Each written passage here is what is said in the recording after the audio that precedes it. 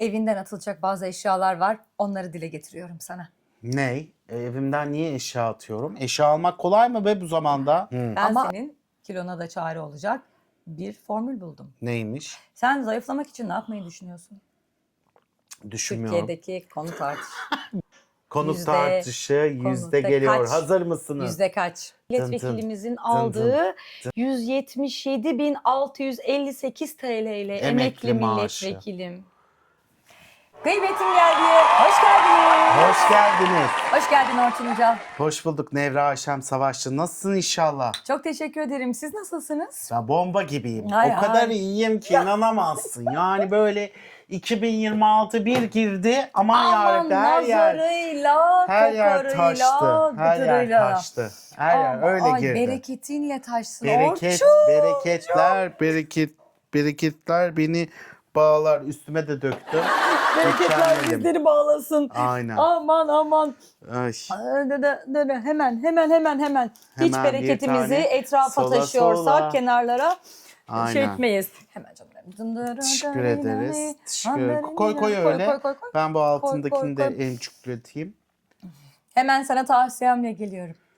Zor günler geçiriyorsan Orçun, Evet. evinde barkında böyle şeyler oluyorsa, Ya. efendime söyleyeyim, hemen evinden atılacak bazı eşyalar var. Onları dile getiriyorum sana.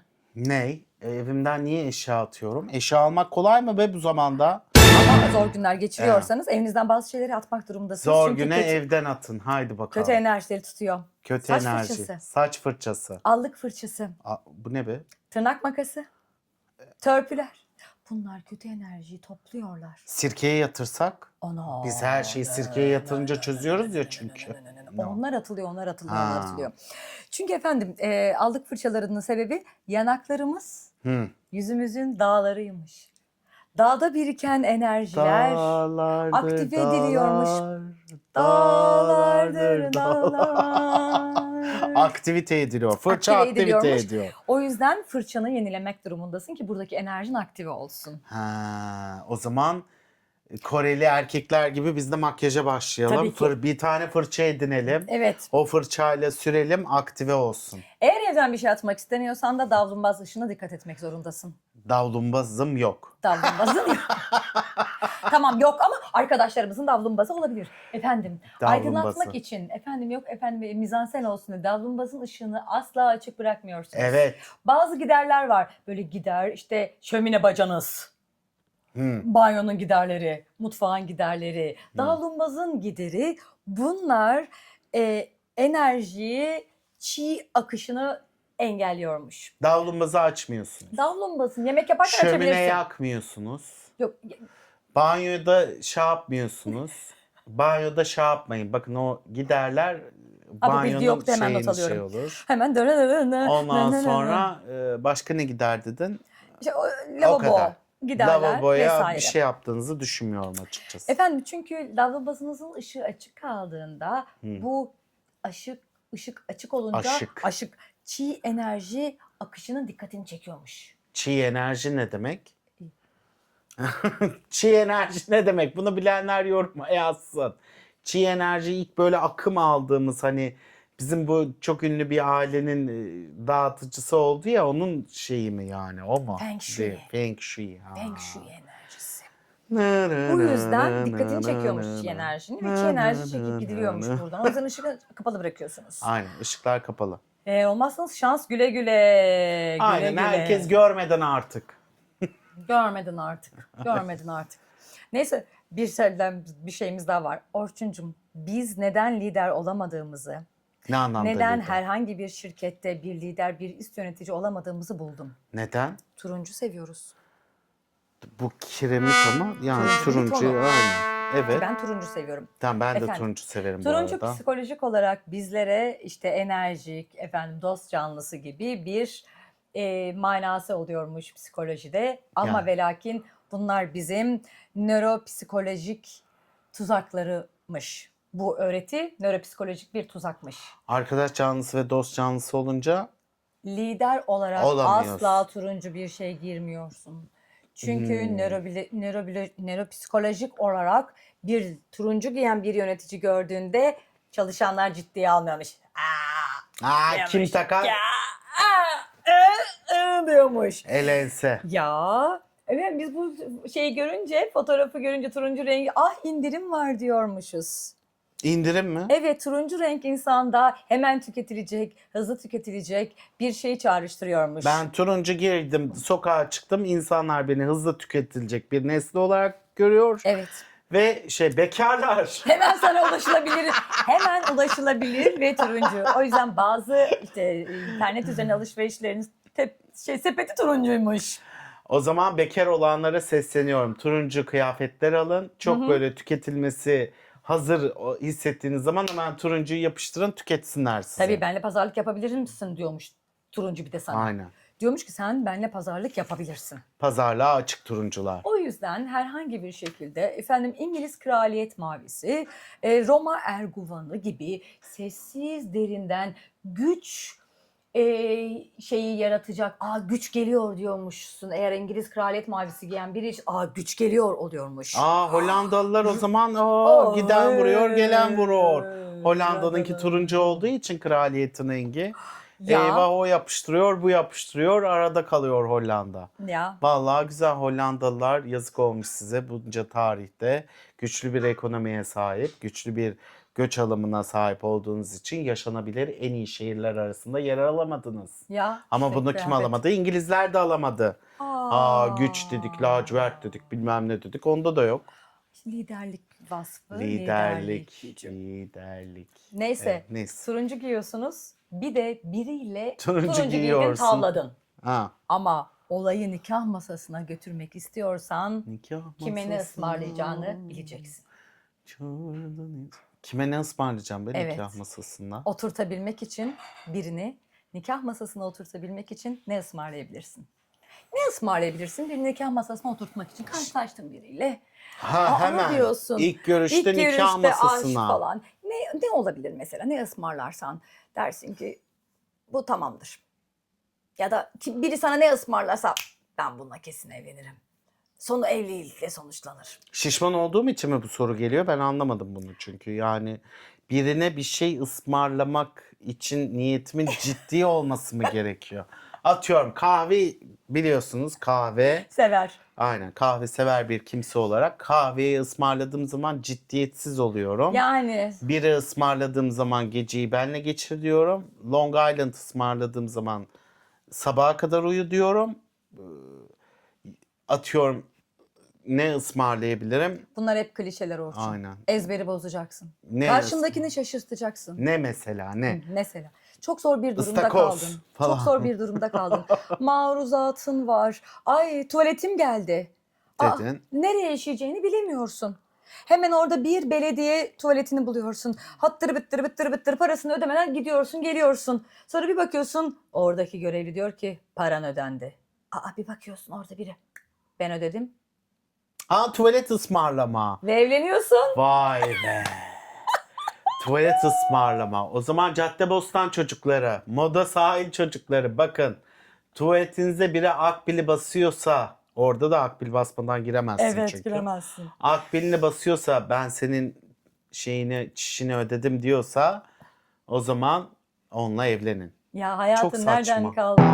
Aşırı saçma. Ama olmuş. Yani hacetini giderecek diye ben onun parasını ödedim diye de benimle evlenmesi. O da değil ama birden demiş sen benim tuvaletin parasını mı ödedin?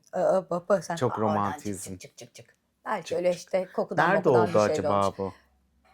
Acaba nerede yaşandı? Hangi şehrimizde? Hangi şehrimizde Hangi yaşandı? şehrimizde yaşandı? Demek akbil basılmayan bir şehirde yaşandı. Aynen, çünkü akbil basılır. Akbil basılır. Yani İstanbul'da akbil, Ankara'yı bilmem. Ankara'da Ego, İzmir'de de bir bilmem. şey. O akbil değil başka bir şeyler var. Neyse böyle şeyler oluyor. Belediyenin hacet giderler yani. Hacet. Camiye gitmiştir belki. Camiye de. şey atmıştır, açık çek.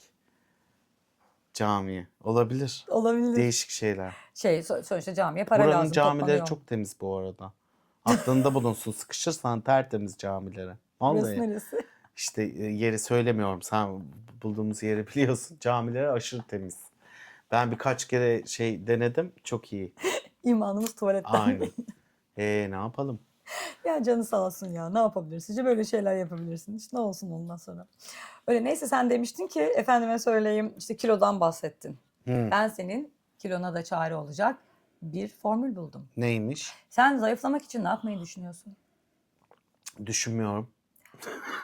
Düşünmem mi Sürekli bana lazım? laf çarpıyor ya. Sürekli dondırı dondırı. Herhangi bir şey düşünmüyorum arkadaşlar. Düşünmemiz mi lazım? Düşünelim. Mesela Hep beraber kalori düşünelim. vermek istiyorsun. Kalori vermek istiyorum, evet. Diyetini yaptın, fitness'ına gittin, bilmem ne yaptın, tenisini Koştum. oynadın, koştun, Koştum. koştun, koştun, koştun.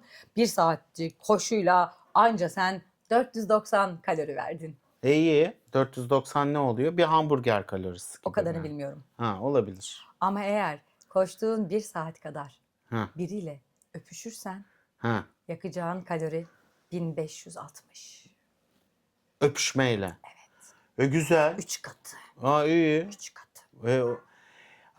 O zaman uzun evliler öpüşmediği için böyle oluyor mu? Uzun evliliğin sırrı öpüşmemek mi? Koşuyorlar çünkü şey yapıyorlar ya da bilmiyorum bir yerlerini tutuyorlar. O kalori gitmiyor çünkü. Ve evlendikten sonra insanlar işte yok ki birinin kilo almışsın Aynen. bilmem ne. Aydan Demek ki şuralarını. öpüşmeyi bırakıyorlar. Flört Artık en güzeli. regal olunca Flört en Aynen. güzeli. Legal olunca yasaklar aynen. kalkınca Yasaklar onlar kalkınca gidiyor. aman diyor ne öpeceğim diyor artık diyor. Ben de diyor zaten ben başkasını öpeyim diyor.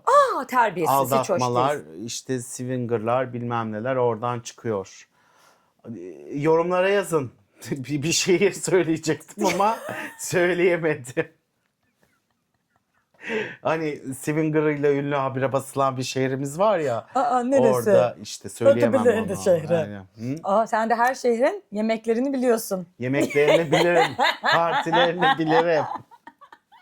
Her şeylerini bilirim. Şehir dediğim mi öyle bilinir. Aynen. Şehirler bilinir. Şehirlerde büyümeye devam eder. Büyür. Aynen. Şehirlerde neler olur? Ne olur? İşte Park olur. Park olur, Otopark olur. otopark olur, efendime söyleyeyim. Vapuru olur. Vapuru olur, otobüs, toplu taşıma olur. Toplu taşıma olur Evlerimiz olur, başımızda bir ev bulunsun, barklanalım olsun, ev alırsın edersin ve bir bakarsın ki 5 yıl içerisinde aldığın evin değeri kat be kat artmış. Konut krizi. Türkiye'nin gerçeği. Evet, bir Türkiye'nin tane gerçeği. yapıştırılan kriz. Evet. Yapılan araştırmalarda son Allah 5 kahretsin. yılda Evet. son 5 yılda yani bu demek ki pandemiyi de kapsıyor. Aynen 2020 diyelim. Hani 2026'nın başındayız çünkü. 5 yılda konut artışlarının en fazla olduğu ülkeler. Sence hangi ülkelerde konut artışlarının, konut fiyatlarında artış Olan gözükmüştür? en fazla ülke. Ülke. Şehirde değil, ülke. Bizizdir. O ayrı, Türkiye ayrı. Yani tabii ki Bizizdir. zirvedeyiz, Yani. kurban olduğum ülkem. Pekisi Türkiye'den sonra kim gelir? Dünya genelinde baktığımızda Dünya genelinde.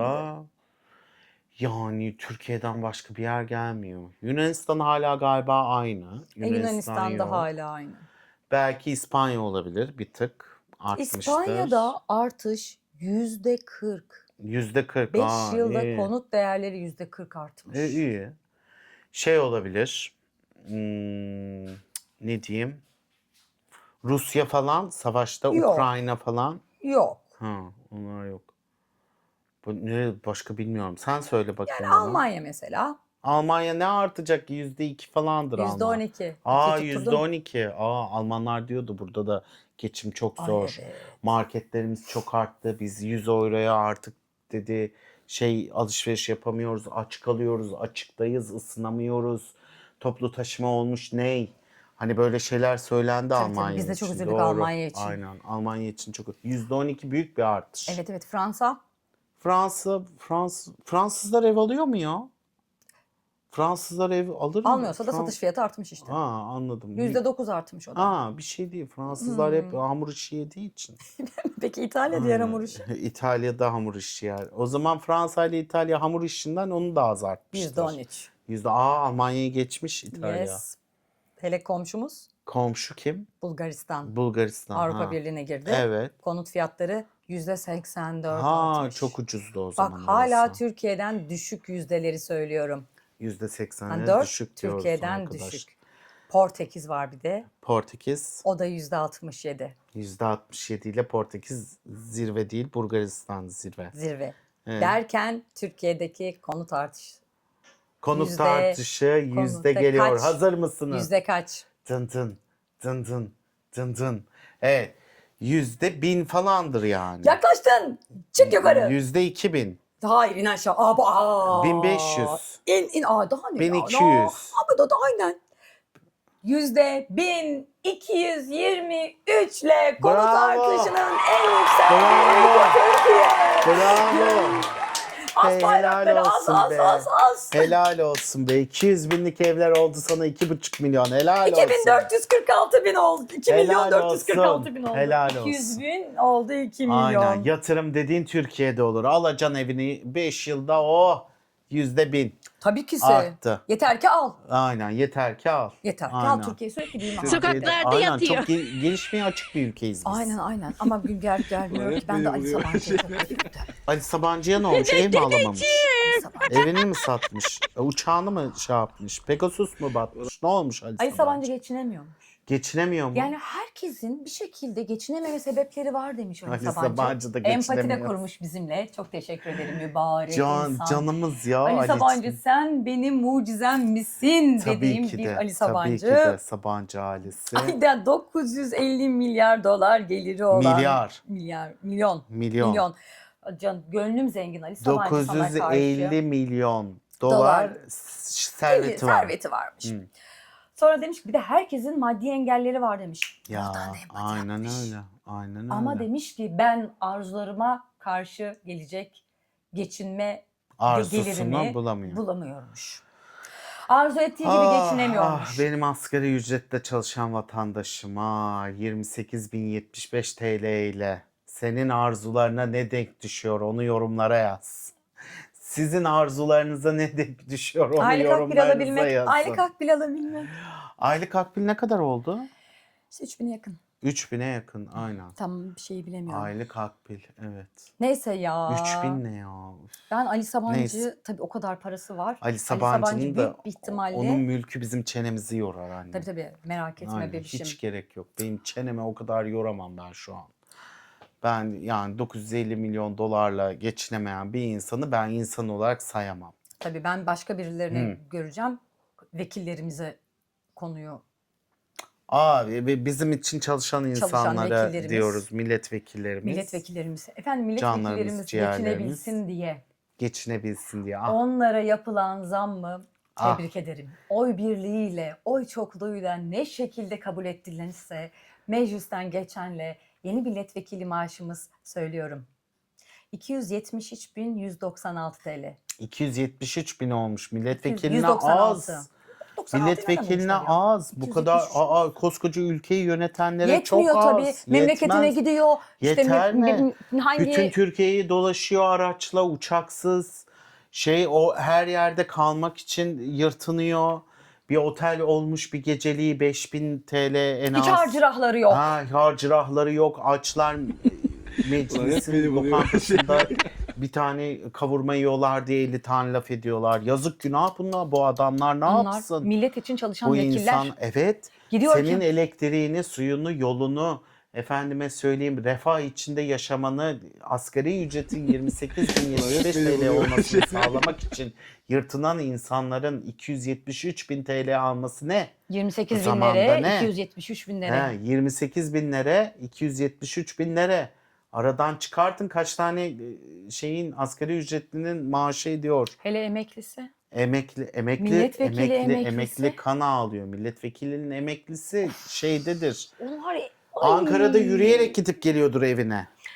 Öyle düşün. Kesin o da Ankara'daki diğer emekliler gibi Tabii.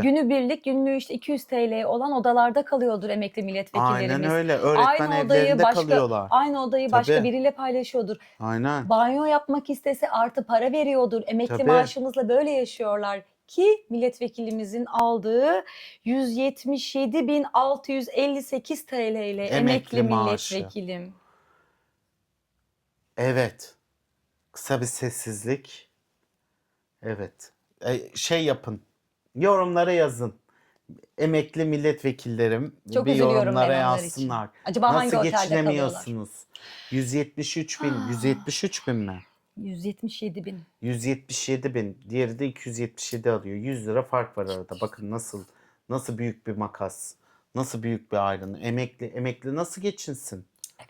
Aynen Kimleri öyle. hangi otellerde kalıyor? Tabii. Kimleri kimlerle aynı odaları Otelde paylaşıyor? kalamıyordur o. Yürüyerek gidip geliyordur ya. Aa, Kızılay'dan çıkıyordur. Çankaya'ya yürüyerek ama en gidiyordur. şanslıları Yokuş siz var ya, böyle. çok fenasınız. Hem emekli oluyorsunuz milletvekilliliğinden hem de tekrar milletvekili seçiliyorsunuz. Siz emekli milletvekillerinin ahını alıyorsunuz. Evet. Hem emekli milletvekili maaşı hem de milletvekili maaşıyla toplamda 450 bin TL'yi aşan bir meblağ ile geçinemediğinizi sakın söylemeyin. Emekli milletvekilleri size kızar. Yanlış konuşuyorsun. Şimdi Ali Sabancı 950 milyon dolarlık servetiyle geçinemiyorum diyorsa benim emekli ve aktif olarak milletvekilliği yapan vekilim nasıl Aylık 473 bin lirayla 450 bin TL ile 450 bin, o da 73 önemli. yokmuş, 450 bin TL ile geçinsin? Geçinemez. Bu Aa. insanlar aç. Geçinemez, nasıl geçinsin? Asgari ücret 28 bin 75 TL olan geçinebilir ama bunlar 473 binle 450 binle 73 bin herhalde ara zam alacaklar, 20 bin lira. Belki bir asgari Olabilir. ücret alacaklardır. O yüzden 73 Olabilir. diyorum sürekli. Merak etme. 450 binle Onların nasıl zamlarını düşün. geçinsinler? Çünkü pandemi döneminde kaldırılan geçici vergi geri geliyor. Merak etmeyin. Dördüncü vergimiz. Milletvekillerimiz. Dördüncü vergiyi geri mi sokuşturdunuz bu esnada çalışıp? Bak nasıl çalışıyorlar, görüyor musun? Herhalde. Size helal olsun, nasıl çalışıyorlar. Mehmet Şimşek diyesim geldi. Neyse, Nedense. andı seni. Evet, beni andı. Ben de seni anıyorum. Evet, dördüncü vergimiz. Ne zaman? Şubat'ta mı ödüyoruz? Şubat'ta dördüncü vergi. Hadi bakalım, geçici vergiyi 2026 yapıştırıverin. çifte. Ne kazandın? Sen de bilmiyorsun, ben de bilmiyorum. Bilmiyorum ama ne dedik? Ne biliyoruz. ödedik biliyoruz. Evet. Ödüyoruz. Kasanda ne kaldı? Sen de bilmiyorsun, ben de bilmiyorum ama ne ödedik? Ne girdi? Onu biliyoruz. Ama merak etme Orçun. Ben bu ülkede hiçbir şey merak etmem. Bu Hele coğrafyada para konusunu hiç merak etmem. Helali hoş olsun. Hepsini güzel yesin, içsin, şey yapsın. bu Şey coğrafya yapamasın. şanslı 200 bin kişisini arıyor. Şanslı. İşkur'la birlikte İspanya ortaklaşa bir plan gerçekleştirmiş. Ortaklaşa bir plan İspanya ile birlikte. Gene Evet. bizden ne istiyorsunuz be Avrupa Birliği? Tabii bulduğunuz fakiri fukarayı geçinemeyeni isteğinde durun. Biz size refah vereceğiz, şöyle vereceğiz, böyle vereceğiz deyip durun. Ne istiyor bizden? İşkur'la işbirliğine giriyor. Evet, İspanya işçi arıyor belli. 200 bin kişi işçi olarak İspanya'ya gidecek. Çok iyi. Bence İspanya iyi bir şey. Yani Aynen. hazır Bence bakıyoruz. gidilebilir. İspanya var mıydı efendime söyleyeyim? Varmış %40 konut açık. Gidenler haberiniz olsun. Konutlar da %40. Yani da açık var. 200'den 280 bin TL'lik bir ev alabilirsiniz. İşte 200 bin euro. işçi alacaklar. 200 bin işçi de alıyorlar. Aylık ne kadar maaş veriyorlar? O kısmı bilmiyoruz. Aynen. Aylık güzel de bir maaş veriyorlardır. 10 bin falan ya da işte 4 bin, neyse artık. Bence iyi. Güzel. Merak etmeyin. Ben İşkur'a bir CV atayım. Gerekli şeyleri karşılayacaksın. Ya tabii ki İşkur ya. O Aynen. kadar. İşkur beni kurtarır. Aynen. Yine bir şeyler Gideriz. kurdu. Haydi bakalım. Neyse. Ülkemiz için önemli bir haberimiz daha var. IMF'nin açıklamasına göre Avrupa'nın 7. büyük, dünyanın da 16. büyük ülkesiyiz. Coğrafya anlamında mı? Metrekare anlamında mı büyük? Metrekare değişir mi? Metrekare değişmez.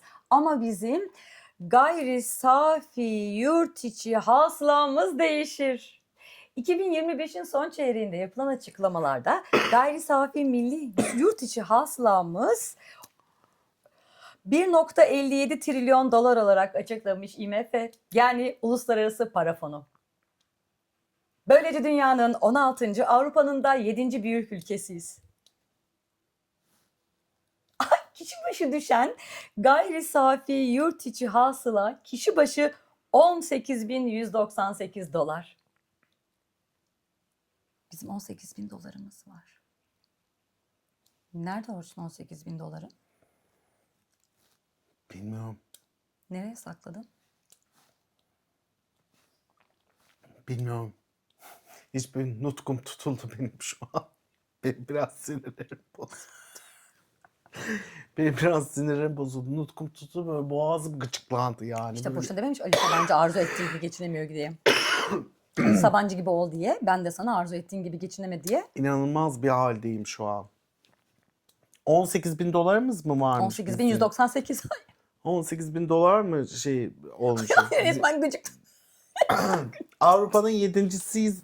Dünyanın 17.si 16.sı. miyiz? 16.sı mıyız? Ay Allah'ım. Tövbe estağfurullah.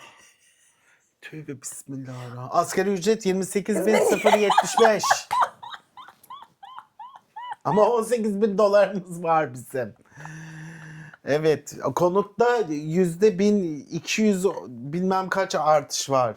Yani 200 binlik ev 2 milyon olmuş ama bizim milli gelirimiz 18 bin dolar. Helal Yükselmiş, olsun. geçen yıla göre yükselmiş. Başarıdayız. Çok Büyüme iyi. gerçekleşiyor. Çok iyi. Biz İstikrarlı. bir şekilde büyüyoruz ama o neremizde büyüyor onu bilmiyorum. Yani hani o konuda emin değilim. Helali hoş olsun diyorum. Evet. Oh, vergilerimizin dördüncüsü. Aynen, 4. vergimiz de geldi. Yükseldi. Giderek artış yapıyoruz. İşte Giderek Avrupa'da artış şey yapıyoruz. oldu. Tabii milli gelir 18 bin dolar olunca devlet de der ki ben bir 4. vergi de koyayım der. Niye koymasın ya? Niye almasın yani? Ne diyorsun? Ben bir telefon alıyorum. 2 tane telefon devletime alıyorum. Bir araba alıyorum. 2 tane araba devletime alıyorum. Bu şekilde oluyor. Tabii kesin. Bu şekilde oluyor her şey. Ben artık şu an şey yapamayacağım daha fazla. Böyle devam edemeyecek kıvama geldi. Tansiyonum falan düştü benim. Benim böyle Düşme yok. gözüm Daima gözüm yükselme var. Tansiyonum yükselmiş Daima de yükselme olabilir. var. Düşme yok. Şey gözüm de kararmış Ali Sabancı olabilir. olsaydı Bir şey. yükselirdik ya da milletvekili olsaydık yükselirdik Aynen. de. O zaman ben işimiz kapatmak olur. istiyorum Hayır. iznin olursa. Daha bir Şu konumuz daha mı var? Özlü sözle kapatmak Özlü istiyorum. sözümüz evet. Minareden at beni, gün aşağı tut beni gibi bir şey geldi benim aklıma. Ya da giren şemsiye açılır mı diye bir söz var.